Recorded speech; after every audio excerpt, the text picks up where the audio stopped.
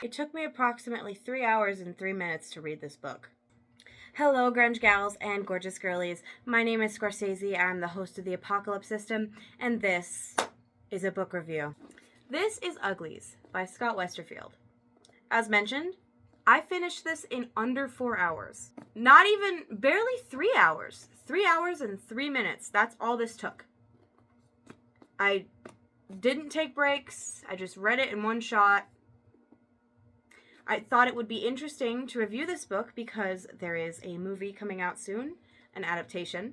I have read it before, but that was a while ago when I was younger, and it got to the point where I forgot the plot of this book. I've also read the sequel.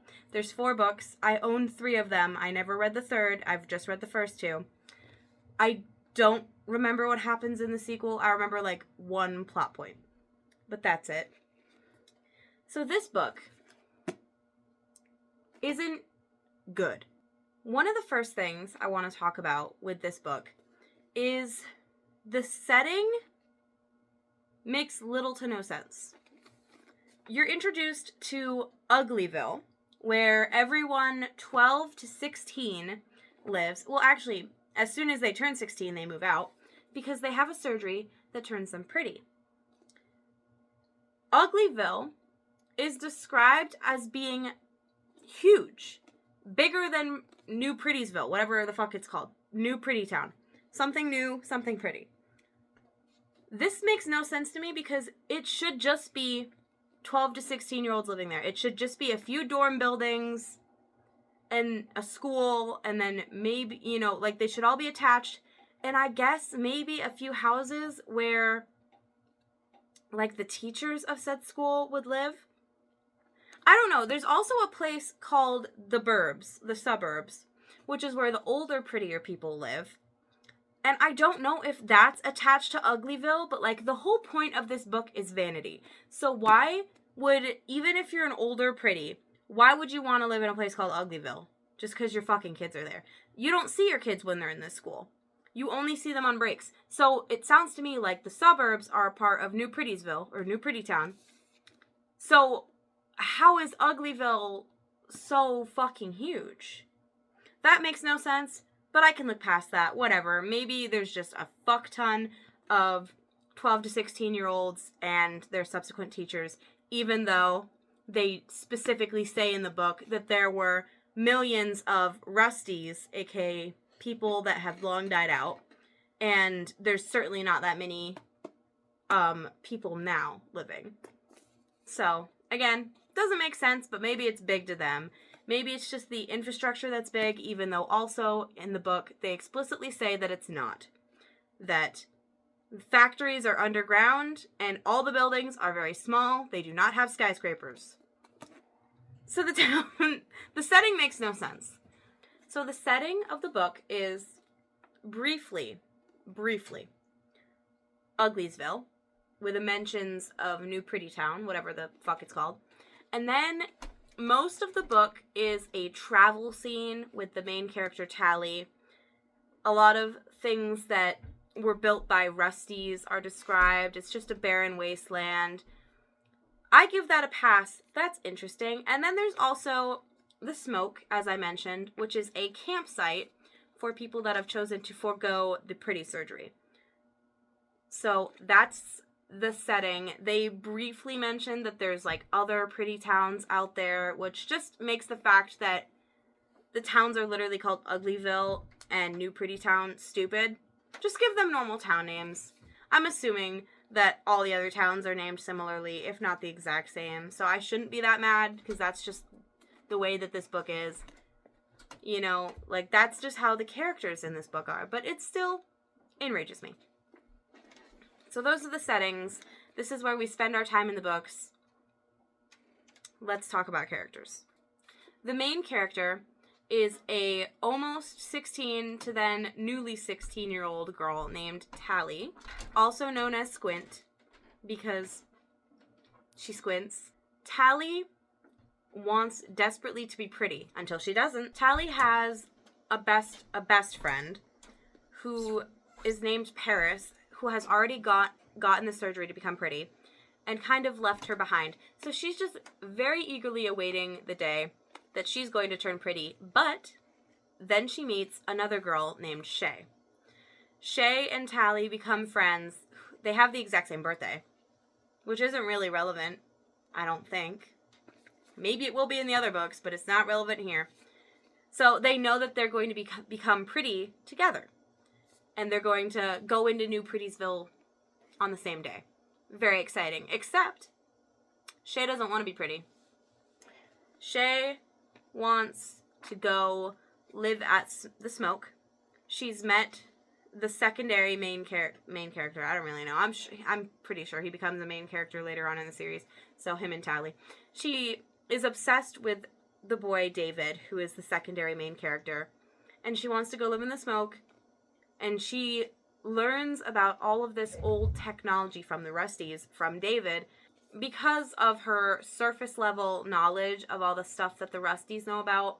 She kind of makes Tally excited to learn about the Rusties, and Tally kind of realizes that she knows very little about what exactly is going on in the cities. They don't tell them about magazines and roller coasters and Barbie dolls. I think there was a mention to a Barbie doll. I don't quite remember what was mentioned besides roller coasters. Roller coaster was kind of the big thing. But, oh, and Shay makes a really stupid reference to a song when she says, all that glitters isn't, the lyric is gold, but then she says, all that glitters doesn't hover, because she's talking about gold, and she's trying to explain how the hovercrafts work, which, you know, kudos to the author. The hovercraft system, fucking amazing. I love the idea that the hovercraft looks for metal instead of, say, a magnet system, which I wouldn't have thought of. I like the way that it's described both in the city and outside of the city, how they have to find metal outside, but in the city, it's just all around so they can hover wherever they want. I also love the fact that there's wrist cuffs that you wear when you're hoverboarding, and that way if you fall, you'll be caught and you won't splat and die. No one ever really thinks about like how to catch yourself if you fall off a hoverboard and you're just like 20 feet in the air. So kudos to the author for that one. Seal of approval there. That was interesting. I liked reading about that. Other characters, there's a few mentioned, like Croy, who live at Smoke, and then Dr. Cable, who is a special, who, I guess they're like the military. They are very vague in this book. There's 3 others, so Dr. Cable is like the leader of the specials. She is the main antagonist of this book, and I don't know why. The book never tells you why. I get it. Okay. This is where we get into the plot.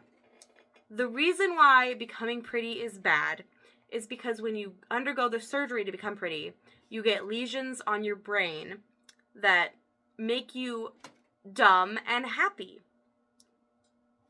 The reason that they gave in this book, the only reason they gave for why you get the lesions, because it's purposeful. I'm not saying like, oh, there's a reason why it happens medically. I'm saying the reason why they give you the lesions is to stop people from disagreeing and going to war. Because that is what ruined the Rusties and brought an end to the Rusty era. That sounds all fine and dandy. I'm sorry. I know that there's 3 other books, but when the only reason you're giving for people not wanting to become pretty in the main book, you have to at least give a little seedling, a little inkling of what's gonna come. Because I know there's other books, but I don't remember what happens in Pretties, and I haven't read the other 2. I don't even have the last book. You need to tell us why we should read the other 3.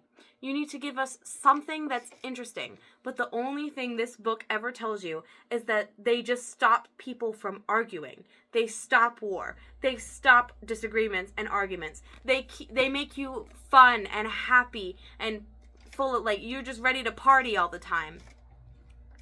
and you just chill. That sounds like fun. That sounds fine and dandy.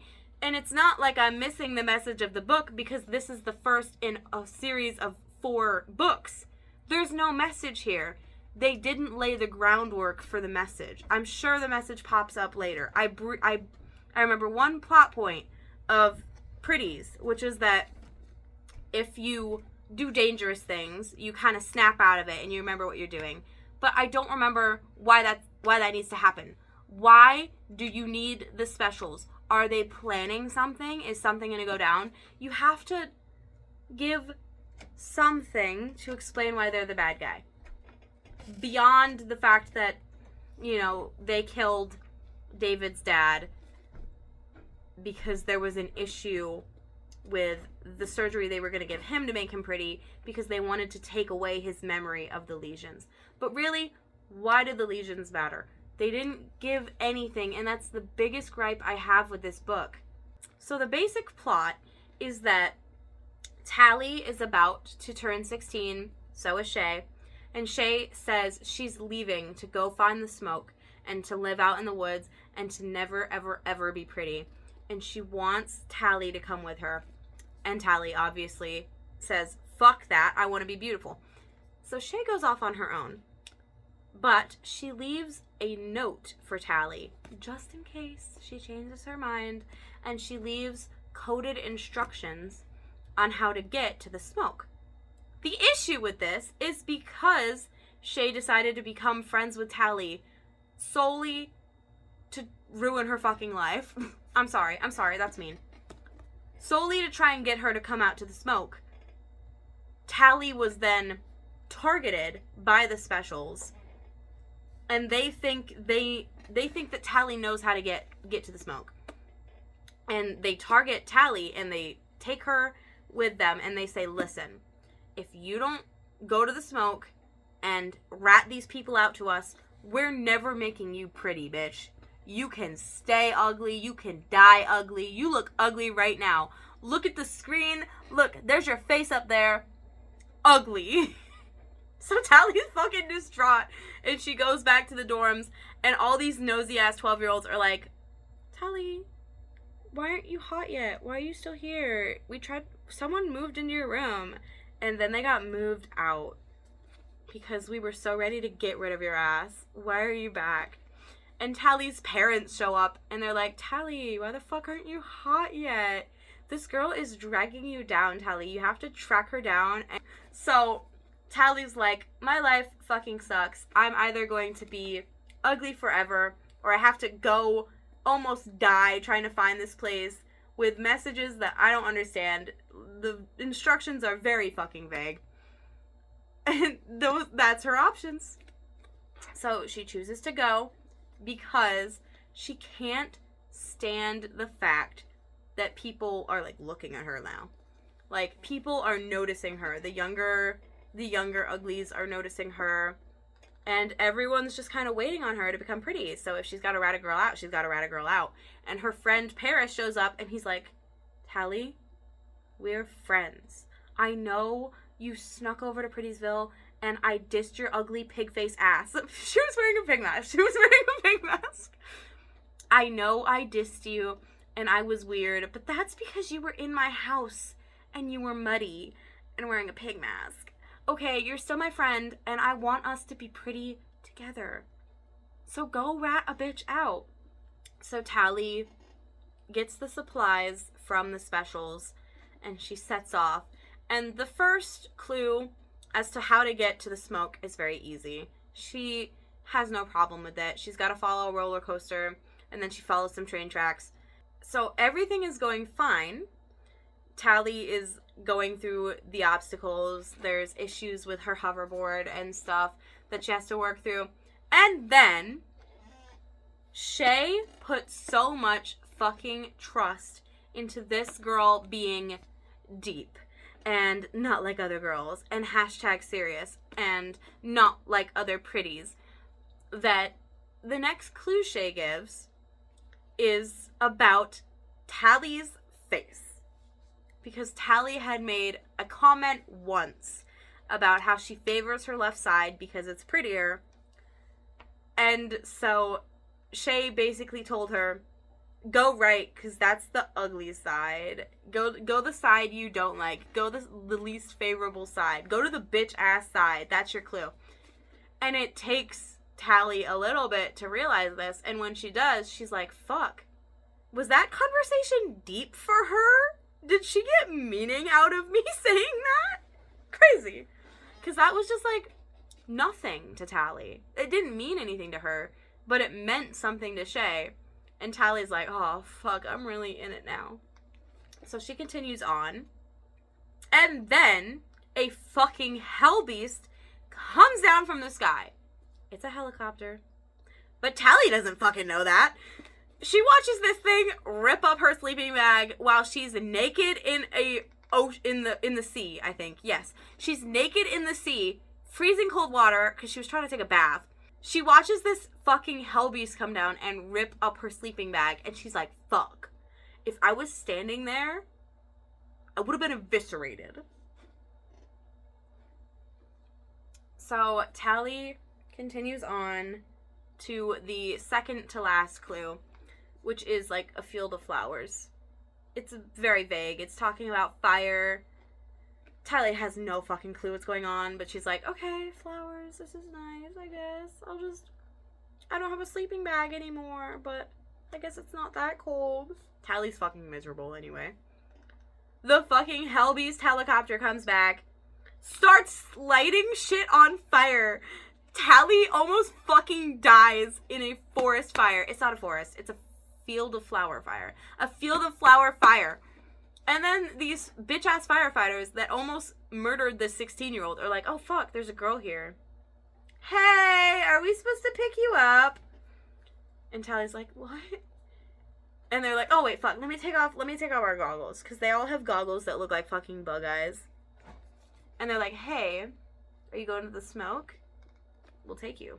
And they're all pretty. Tally notices this. They've all had the operation. But they're not weird. They're not pretty. They're not how Paris is. And Tally's like, this is fucking weird. Why are they acting so normal? Why are they treating me with basic human dignity? This is fucked. So she gets into their helicopter. She's a little weirded out by them. They take her to the next location, and they say they don't know how to get to the smoke because the uglies at the smoke don't trust them because they're pretties, even though they help them out. Whatever. Loyalty gets you nowhere, I guess.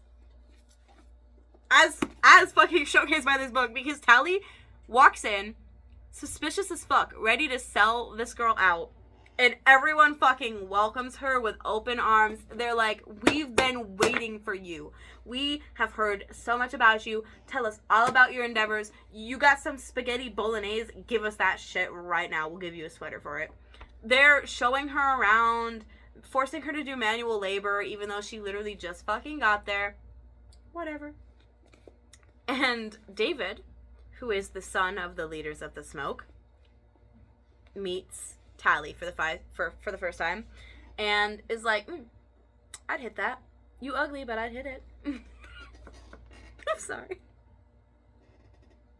Weeks pass, and Tally doesn't rat Shay or anyone at the smoke out. She doesn't set off her little tracking device that she had been given to rat these bitches out. And she's just gonna live it up in the woods, I guess. She's continuously getting closer with David, even though some of the others are starting to get suspicious of her. Shay is starting to get suspicious, but it's not because Tally is being super fucking suspicious and not getting her story straight, which she's not. Shay is getting suspicious because David is getting a little bit of a crush on Tally. And Shay has a crush on David. So, she's a fucking rat! So, David has a lot of long talks with Shay. Shay meets his parents.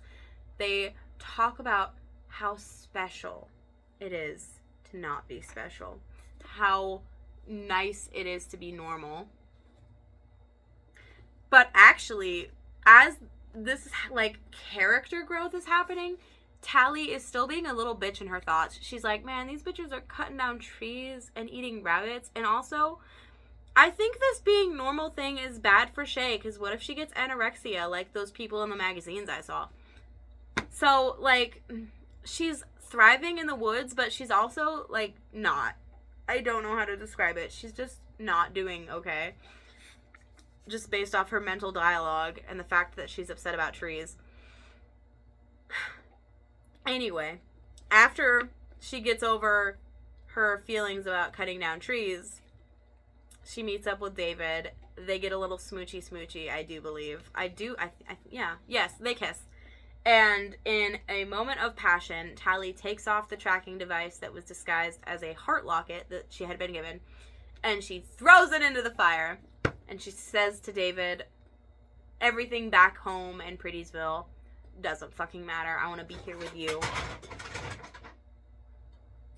A ghost just knocked down all my shit, and I can't prove it because the camera is not pointing over there.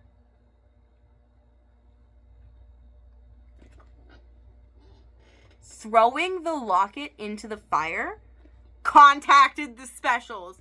Their asses show up the next day. They're rounding these bitches up into rabbit pens, and they're like, you get the fuck in there! Everyone is getting fucking kidnapped. Tally tries to make a break for it. She meets up with the librarian, and he's like, we're gonna make a break for it. You're gonna distract the special that's guarding this area of the forest. I'm gonna run out with these magazines that I saved so that we can have a bit of the world before of the Rusties. You're gonna pepper spray this bitch's ass. And Tally's like, yes, sir! So she takes his homemade pepper spray. And the special is described as fucking shrieking in a non-human-like way. And it's fucking terrifying. The specials are low-key described as non-human. The way that they jump and, like, scream and shit. And they just look, like, pretty but otherworldly. But, like, the shit they do is weird. They're fucking weird. So anyway, she starts screaming, so Tally is like, fuck. and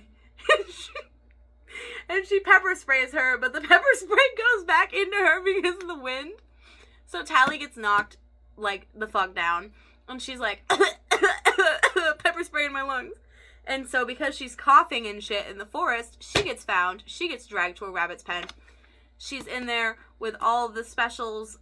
Not the specials, with all the uglies that were from her town, because they're splitting them up into groups to send them back to the cities they came from so that they can be turned pretty. It's specifically being described as being taken back home, which I'm not gonna lie, that's creepy as fuck. That did give me a little bit of a Wumperfly tingle. I'm not even gonna lie. I was like, yeah, take them back home. Jesus Christ.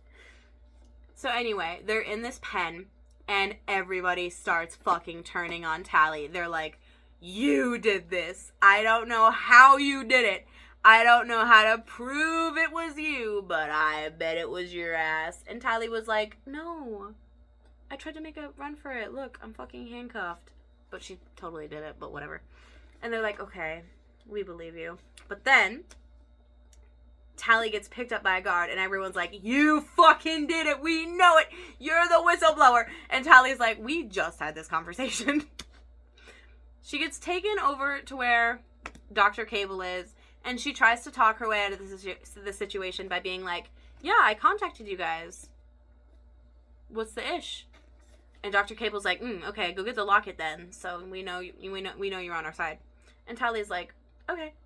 So she takes the guard that is following her over to a house. And she's like, she starts spouting off nonsense, and she's like, it's up there, it's up on the roof. So somehow she climbs up on the roof while being handcuffed, twice, double handcuffed. I don't remember how she climbs up on the roof or how she gets up there. I don't really care. She's up on the roof.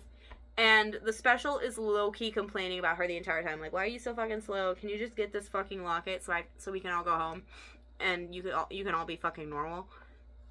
And Tally, I think she pushes him off the roof. I'm not sure. He cuts off her handcuffs before that. So that she can... Because she pretends to slip. Or actually, she does slip. And he catches her and he pulls her up. And she's like, thanks! And so he cuts off her handcuffs. So she's just got the cuffs on, but no link. Because, she's falling off the roof. Don't want that to happen. And so then I do believe she pushes him off the roof. And then she gets on a hoverboard without the special cuffs that save you if you fall, and she takes off, and it's also mentioned at this point that she's not wearing fucking shoes. And so everyone in the pens are like, we fucking knew you weren't the whistleblower. We knew you were one of us. We've always trusted you. And Tally's like, bitch, you're all liars. But she leaves. There's a chase scene. The chase scene is okay-ishly wrote out. I'm fine with the chase scene. She finds a cave to hide in because her body heat was giving away her location. And David's there. And he's like, yeah, I was out. And then I saw the flying cars, and I was like, shit, I better not go back to the smoke. So he hid there. And they're like, okay, let's wait it out, and we'll go back. And so they wait it out, and they go back, and everyone's gone. The entire fucking town has been burned to a crisp. The animals are running loose. They specifically describe the fact that Tally watches a rabbit that had been, like, a breeding stock rabbit.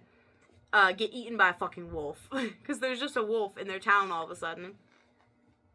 Which had just been burned down. Like, why would a wolf be there so soon? A lone wolf. Not even a pack. Like, exploring a new uncharted territory now that the people there had been gone. But whatever. They see a pile of shoes. And Tally's like, aw. It's because they saw I didn't... It's because they remembered that I didn't have shoes on, and they knew I'd come back. So she puts on some shoes. Good for her. And they're like, we gotta go. We gotta get everybody. So they make this ingenious plan to go to Prettyville. Not to any of the other cities, because like I mentioned, they were splitting up the Uglies to send them back to their cities. They only care about the Uglies from their city. At least in this book. Again, they never would have been a great opportunity to say if they were going to go get the others. But that didn't happen. So, they're just going to go back to Prettyville, rescue the others, figure out what the fuck to do from there. So, there's a very short version of the returning home scene. It's just like the same travel, but now they know where the fuck they're going, so Tally isn't constantly at risk of death. They get there, and they meet up with these 3 Uglies that were living at the school in Ugliesville. And they're like, hey, you wanna fuck shit up for us? And the Uglies are like, abso-fucking-lutely. So they teach these little kids, they're like almost 16. They teach these kids how to sneak into Prettyville and have them send a message written out in, like, firework, smoke, whatever the fuck, sparklers, that says, smoke is alive. You know, the smoke is still around, something of that effect. Wow. It keeps everyone busy, all the specials busy, so that those 2 can break in to their headquarters. They break in, like I mentioned, 2 very badly explained scenes on how they get in. I don't care. They're in there. They're in the basement. And Tally sees Shay. And Shay is fucking pretty. The travesty. And Shay's like, oh my god, bestie, I missed you. Get your bitch ass over here. I don't even care that you sold me out. Yeah, they made me pretty because I was like kicking and screaming and biting and whatnot. But it's all good now. I love being pretty. And Tally's like, you're a fucking monster. Where are the others? They knock out Dr. Cable. I think they kidnap her? I don't think so. They say, like, bring her with us. We need her. But then I feel like it's mentioned later that, like, Dr. Cable's out there. I don't know if they just let her go at some point. Whatever.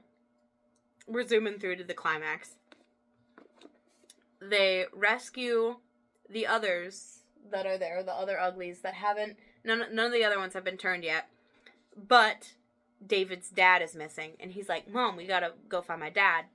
And the mom turns around and is like, shut the fuck up. We can't get your dad. He's dead. So they escape. They're living in the ruins, which is on the outskirts of the city. It's like where the Uglies go for field trips to learn about the Resties. So it's a little bit more preserved. and they're just hanging out there.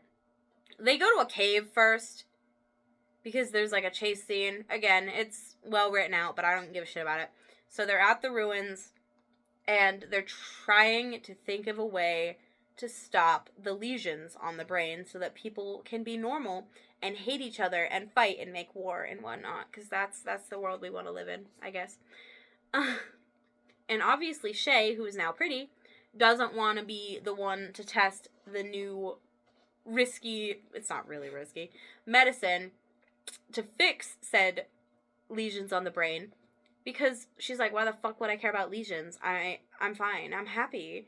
And they're like, low-key having a discussion about it where David is, like, trying to make it... They talk about unethical experimentation with drugs, and David's just like, yeah, let's fucking do it. Let's do it. Let's do it like they do it. We're doing it. Like, David, I think maybe if you hadn't been raised in the woods, you would be exactly like the fucking specials. No, I'm kidding. I'm sorry. That's not what I mean. But he does suggest that they unethically experiment on this girl who doesn't want it. Tally does too, but then she gives up on it. And so Tally is like, all right, I'll go into town. I'll make myself pretty. You guys can cure me. And David's like, fuck that. No, thank you. And Tally's like, I'm actually the reason your dad was murdered. I sold you guys out. And then it's revealed that the mom already kind of knew that, and she just, like, wasn't saying anything about it because David needed her for those 2 weeks. So Tally and Shay go together into the city, and Tally goes up to a guard and is like, I'm Tally, make me pretty, and that's where the book ends. And I only remember, like, the beginning of Pretties. I know I read the entire thing, but I only remember the beginning. So, maybe I'll read them and review them. Maybe I won't. So that was the entire plot of Uglies. I basically just ran through the whole thing. I hope you thought it was funny and entertaining. I don't know. This book is just not good. It's fine, but it's like every other dystopian book out there. You're ugly until you're pretty, but oh no, being pretty is bad. Because when you're pretty, everyone gets along. And when you're ugly, you go to war. Which one are you going to choose, sheeple? And I'm sure that the plot develops and explains why being pretty is really, really bad in the other books. But, again, you need to have something to foreshadow that. Literally, the only thing they ever said was that the people in the smoke were trying to live more like the Rusties, who fucking decimated each other with war and infighting and bio-warfare weapons. They got rid of oil because someone made a spore-like fungus that infected it. I don't really know. And was flammable upon contact with air. It's just not developed enough. I feel like it's a very simple plot. And I know that there are 4 books, so there's only so much that could happen in one book. Maybe you could have made it 3 books. Maybe you could have given us a little something more here. Just what is this book? It follows a very simple plot. I think the most work was done fleshing out how the technology worked and just the riddle. The riddle on how to get to the smoke. That feels like it was the most, like, they were really thinking about how they were going to set it out. But basically the plot is Tally starts in Ugliesville. Tally goes on journey to Smoke. Tally stays at Smoke for a little while. Tally goes on journey to Prettiesville.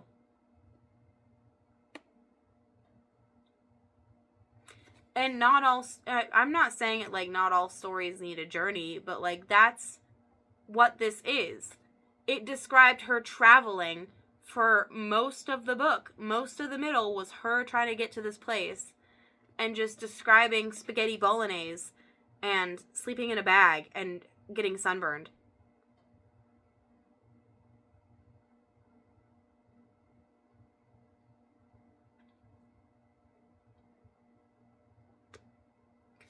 I don't understand what the point of this book was.